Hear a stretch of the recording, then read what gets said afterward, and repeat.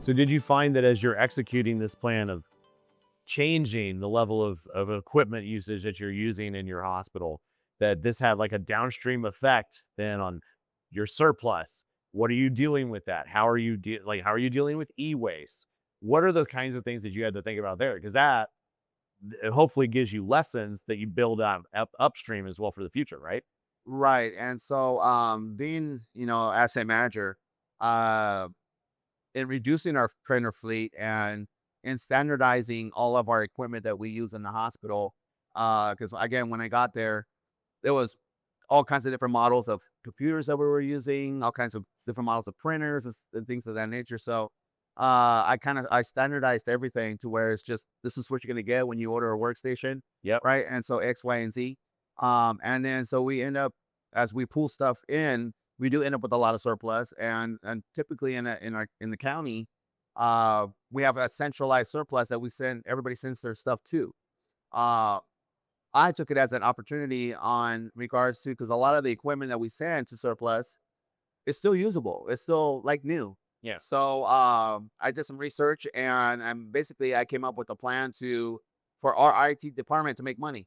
So we ended up, we sell our own surplus back to vendors, right? So I researched the vendors and kind of did that process with them.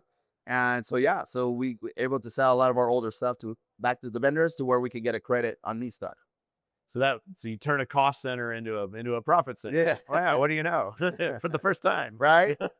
I don't know what IT makes money, but Well, we support the mission, right? right. And there's also other goals that and missions that we're trying to accomplish in healthcare. Like you guys probably have sustainability goals, and part of what we do when we're trying to achieve those is we think about life cycle management. Right. So have your observations and changes that you've been implementing in your department contributed to an understanding of life cycle management and ultimately to the sustainability goals of your organization?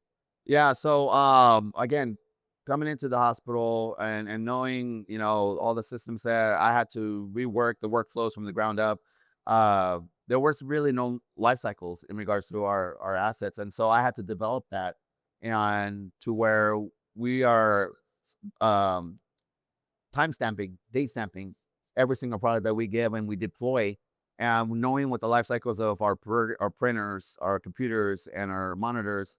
Typically 3 years, right? We refresh, Yeah. so which helps. While I know on Tuesday, Isis was up here, she was showing some pictures of some hardware that wheels were rusted, and Yeah. which can have a lot of diseases and stuff hanging out there. So doing a good refresh cycle on the things that you use on a daily basis will help prevent that. So yeah, so we developed that, and so we're putting that into play. So do you find that this is like a how critical is this? I should say, is this to mitigating potential safety risks? Because outdated hardware can become a problem. So how do you kind of think about that and plan around those sorts of things of making sure that your hardware is matching up with the needs of patients and the clinicians so that they're getting the best outcomes they want? Right, and it all comes down to especially in those patient critical areas that they need to have a running PC, they need to have a working well card, they need to have printers that are functioning. So Reliable. yes, Yeah. that that's always going to be running. So uh, making sure that our computers and everything are up to date. Even with the newest models, with again refresh cycles help with that. Um, Constantly looking at things that could be a potential risk, for areas to be down. And so just help to prevent that, and also just have equipment ready to go. And we do a lot of testing. I do a lot of research when it comes to looking at a new computer and stuff. We put it in our environments. We test it, very hard, and we try to break it basically. Yeah. So that's how we kind of go about and making sure that we have reliable equipment out there. With such a large healthcare, facility that you're operating, surely you have to also think about redundancy. Yeah. And I'm curious, how do you kind of make that into layers? Like, do you kind of think about it in terms of, uh, like, in terms of layers of redundancy, or what do you do to make sure that if something goes down, you always have something to replace it with? Yeah. So I mean, For me, as far as the hardware side of things, I'll make sure that that's there and ready to go.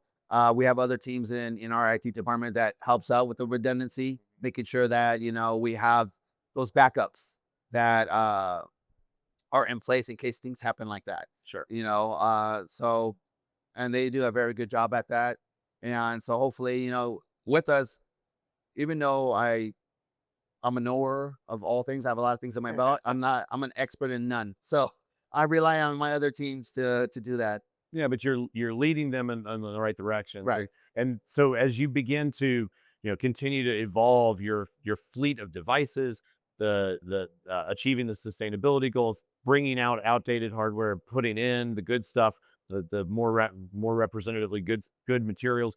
Are you actively now implementing more infection prevention protocols within those, or how do you make decisions for hardware selection that involves like infection prevention processes?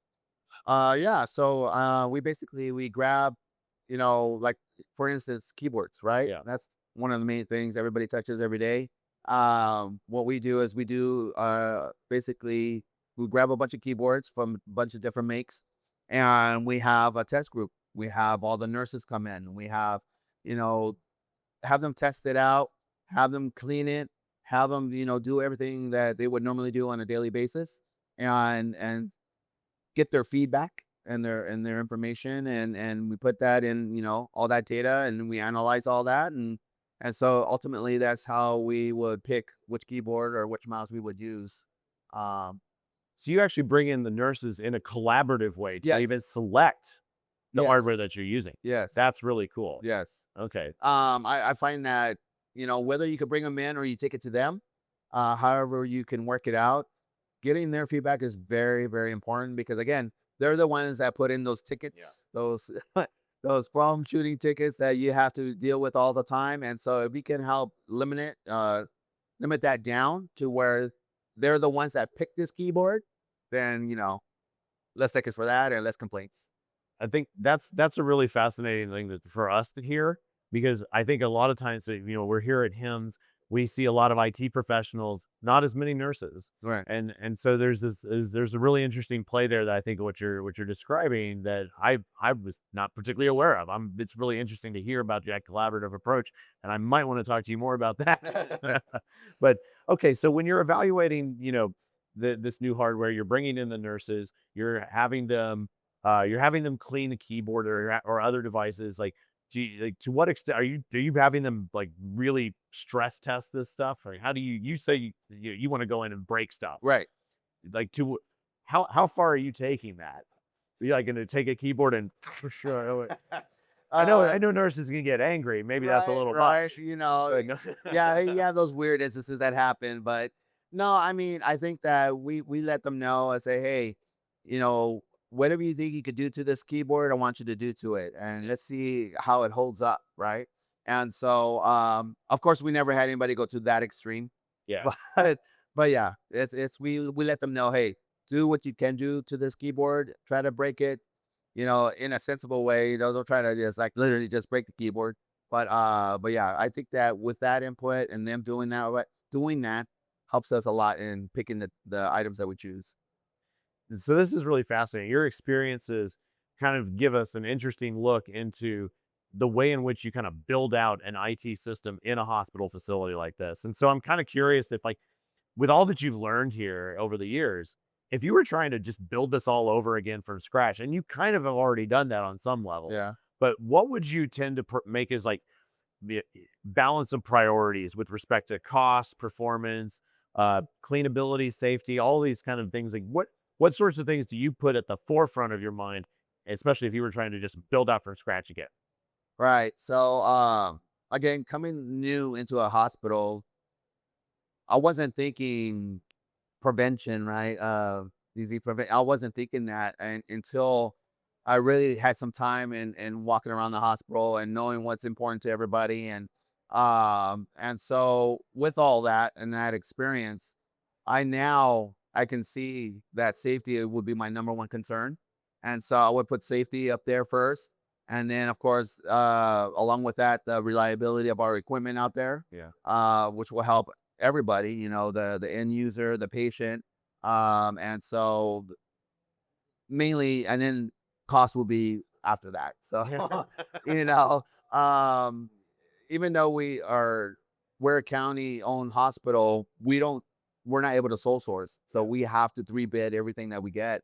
So, but sometimes, it's really people that have the equipment that we can get it. And sometimes there might be the middle cost person. So it's not necessarily cost as long as the things work and works right and the way we want it to work, cost doesn't matter. So safety, reliability, cost.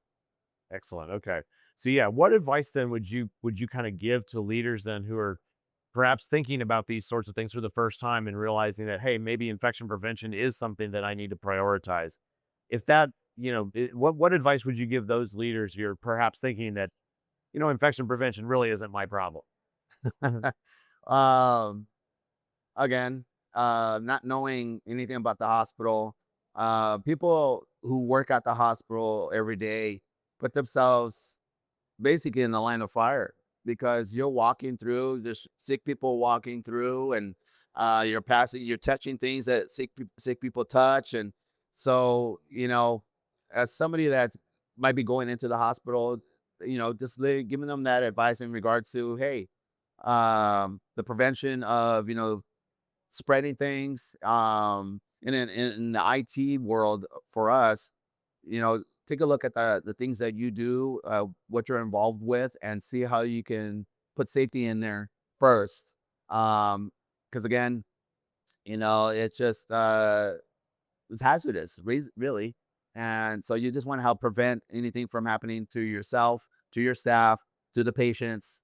So, yeah, Yeah, it's like you're taking as as the first principle that your patients in the hospital are not just the patients of the nurses, of the doctors, but they kind of belong to you too. hmm And so thinking about that ahead of time seems to matter. And like I think that's like an interesting message that we can kind of meta message get out of this is that IT cares about patient safety. right.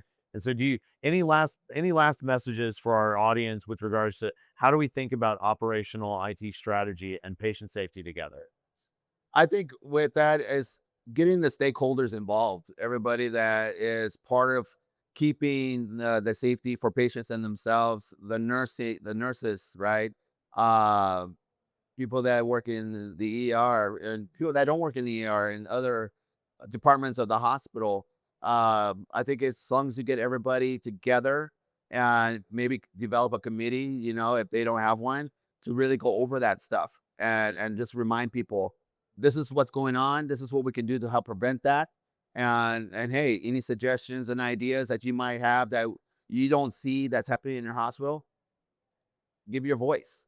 So I really think that just by collaborating with everybody else in the department or in the hospital with other departments will help with that in the future.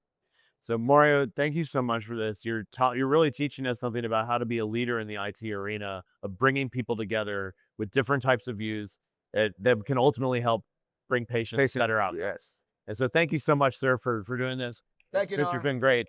It's been a pleasure. I'm learning stuff every time I talk to you. So Yeah. thank you. Thank you so So much. this has been Clean Talk. Keep it clean, guys.